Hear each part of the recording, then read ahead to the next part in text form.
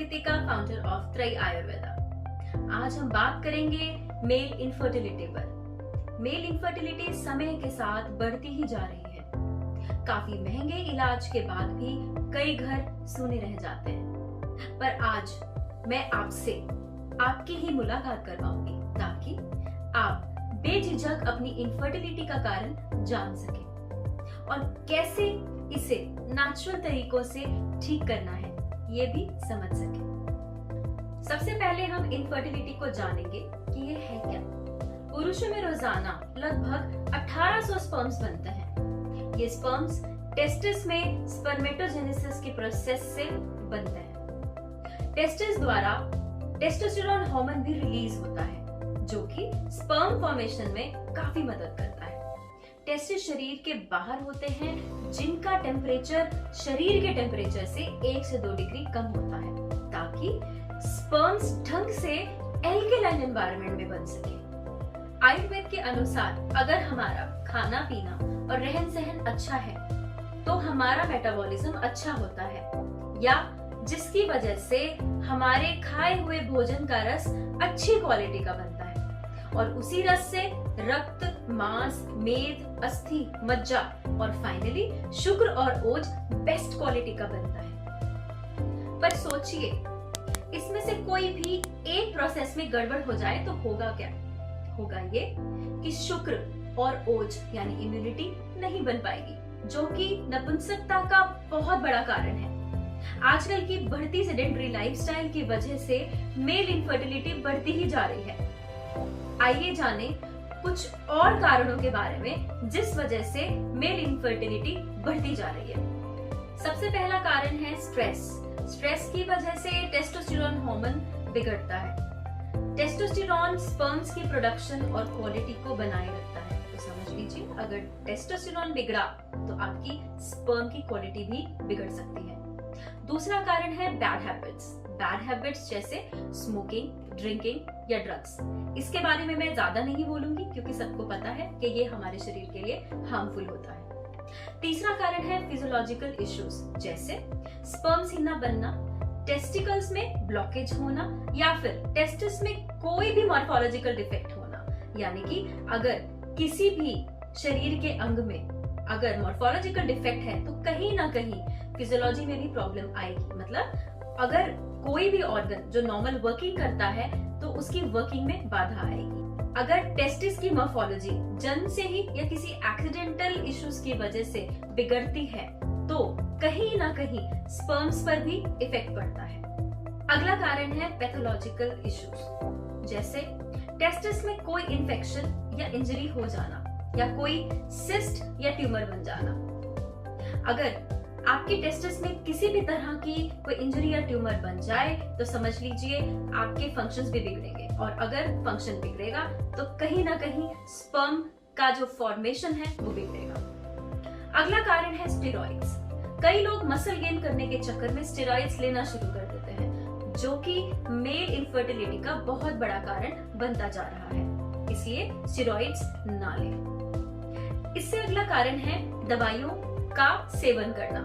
दवाइयां खाना बुरी बात नहीं है, पर अगर आपको कोई भी हेल्थ प्रॉब्लम है और उसके साथ मेल इनफर्टिलिटी है तो आपको अपने डॉक्टर को बताना है कि आपको इनफर्टिलिटी की प्रॉब्लम है, तो आपको वो जो दवा देंगे वो बहुत सोच समझ के देंगे। जैसे एंटी एंड्रोजेंस या फिर ओपॉइड्स या एंटी इंफ्लेमेटरी मेडिसिन को अगर आप लेते हैं तो कहीं ना कहीं इसका असर आपके स्पर्म फॉर्मेशन पे भी होता है, तो बहुत ही ध्यान से आप मेडिकेशंस लें। अगला कारण है radiations. Over exposure to radiation जैसे मोबाइल्स, वाईफाई या फिर हीट प्रोड्यूसिंग फैक्ट्रीज में काम करने वाले लोगों में मेल इनफर्टिलिटी पाई जाती है। कोई भी रेडिएशन अगर टेस्टिस पर पड़े तो उसका टेम्परेचर बढ़ने लगता है और स्पर्म बनने की प्रक्रिया भी बिगड़ती है और रिजल्ट मिलता है इनफर्टिलिटी। कई लोग टाइट कपड़े पहनते हैं या फिर लंबे समय तक सिटिंग करते हैं जिस वजह से भी टेस्टिस का टेम्परेचर बढ़ता है जो कि मेल इनफर्टिलिटी का बहुत बड़ा कारण है। अगला कारण है नींद। प्रॉपर नींद न आना या ज्यादा नींद लेना या नींद की क्वालिटी भी अगर अच्छी नहीं है तो हार्मोनल इम्बैलेंस होता है, जिस कारण इनफर्टिलिटी हो सकती है। आप देख सकते हैं कितने सारे ऐसे कारण हैं जो हम इग्नोर कर देते हैं, जो कि आपको इनफर्टिलिटी की तरफ ले जाता है। आइए जाने कैसे हम खुद को स्वस्थ बना सकते हैं और कैसे हम इनफर्टिलिटी को खुद से दूर भगा सकते हैं। सबसे पहले अपना पाचन सुधारें और अच्छी डाइट लें, जो कि vitamin D, vitamin A, antioxidants और प्रोटीन रिच फूड से भरपूर हो, जैसे ग्रीन लीफी वेजिटेबल्स, अनार, सेब, चुकंदर, गाजर, सोक्ड सीड्स या फिर नट्स। दूसरा, अवॉइड करें अनसैचुरेटेड फैट डाइट को। पैक्ड फूड और प्रिजर्वेटिव फूड्स को बिल्कुल बंद कर दें। तीसरी सुरक्षा है, मोबाइल या लैपटॉप को खुद से कम आधा मीटर की दूरी पर रखना, और अगर आप ट्रैवल कर रहे हैं तो उसे बैग में ही रखें, यानी अपने पॉकेट्स में बिल्कुल ना रखें। अगली टिप है, अगर आप टाइट कपड़ों के शौकीन हैं या ज्यादा समय तक बैठे रहते हैं तो डरने की जरूरत नहीं है। आप अपने टेस्टिस को नॉर्मल पानी से दिन में 2 से 3 बार धोएंगे तो टेस्टिस का जो टेम्परेचर है वो अकॉर्डिंगली मेंटेन होगा, एल्कलाइन टेम्परेचर मेंटेन होगा, पीएच मेंटेन होगा और आपके स्पर्म्स सुरक्षित रहेंगे।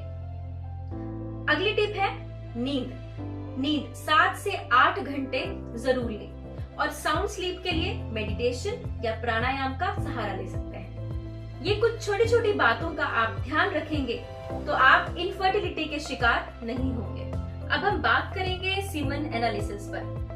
जब भी इनफर्टिलिटी की बात हो तो सीमन एग्जामिनेशन करवाया जाता है, जिसमें टोटल काउंट, मोर्टालिटी, मॉर्फोलॉजी जैसे फैक्टर्स को एनालाइज किया जाता है। अगर आपका स्पर्म काउंट कम आए तो घबराएं नहीं। आयुर्वेद में मेल इनफर्टिलिटी के लिए बहुत अच्छे वाजीकरण द्रव्य बताए गए हैं, जो कि आपको संतान प्राप्ति का सुख दे सकते हैं। अगर मैं सीमन एनालिसिस की रेंज की बात करूं, तो अगर आपका काउंट कम भी है तो इसका मतलब ये नहीं कि आप में कोई कमी है। इसका मतलब ये है कि आपकी क्षमता सर्वोत्तम सीमन वाले पुरुषों से कुछ कम है, जो कि सही सलाह और मेडिकेशन से बढ़ाई भी जा सकती है। अब मैं आपको कुछ ऐसे टिप्स दूंगी जिससे आप अपने शुक्राणुओं को बढ़ा सकते हैं। सबसे पहले 1 बूंद लौंग के तेल को 1 चम्मच गर्म पानी में रोजाना 2 से 3 महीने लेने से आप संतान प्राप्ति कर पाएंगे। इसके अलावा 1 चुटकी चूने को गन्ने के रस में मिलाकर पीने से भी आप स्पर्म काउंट बढ़ा सकते हैं। इसके अलावा 10 बादाम रात में भिगोकर अगर सुबह छीलकर आप उसका पेस्ट बना लें और 1 कप दूध में उबालकर खीर जैसा बनने पर खाएं, तो भी आप स्वस्थ शुक्राणु पा सकते हैं। आज हमने बात की मेल इनफर्टिलिटी पर। मुझे लगता है अब आपके काफी सारे डाउट्स क्लियर हुए होंगे। और जानकारी के लिए आप नीचे दिए गए नंबर्स पर कॉल या व्हाट्सएप भी कर सकते हैं। आज के लिए बस इतना ही। नमस्कार।